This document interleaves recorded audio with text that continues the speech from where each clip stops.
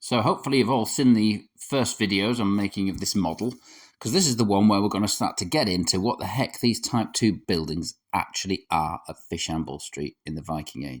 So the briefest reiteration, in the back plots, smaller and much more ovoid. Doors in the side, a partition very low across one end, wattle floors throughout, and not the three-aisle layout, and very rarely any evidence for a hearth, particularly one that's burnt for a long time. Patrick Wallace presents some interpretations in his twin volume on the buildings of Viking Age Dublin, and he says they don't appear to have been buyers and can hardly have been exclusive for industrial purposes.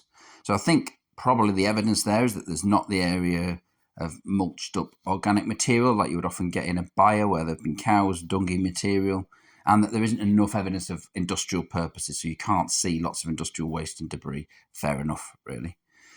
He does think that the snugness of them means they could have been for storage of things or sleeping rather than cooking and living in the fullest sense. So perhaps you're supposed to view it as a quiet sleeping area away from the main building. I suppose I could see that in theory. He also adds that there's some literary evidence from early medieval Ireland that say sort of settlements have specific buildings within them for different purposes, and one of those is a building that's for the use of women only.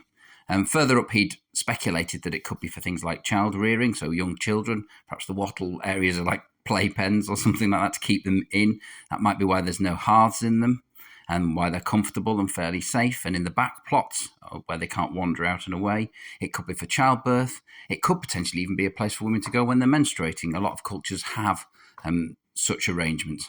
So as I like to present a variety of archaeological theories within these models, I don't just like to pick a singular truth and go with it. I like to show the different theories that there are out there, which means these can provide talking points when I'm using them with members of the public and other archaeologists.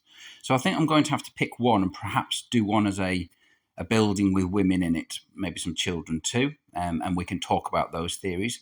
I think I'm going to have to pick one as a storage building, and I may have a look at one doing some perhaps light industrial processes. So this one with a hearth and could perhaps be used for smoking meats and storing things in barrels and something like that. So yeah, we've got building A, B, C, and D here. Let me know, if you can think of any other ideas. I suppose these are quite interesting to me. These structures, perhaps leaning away from heavy industry, and see what else you think they could be for, or if there's any other evidence you've come across from Ireland. Otherwise, I know there are lots of archaeologists and other professionals following the page, so I'd absolutely love to hear.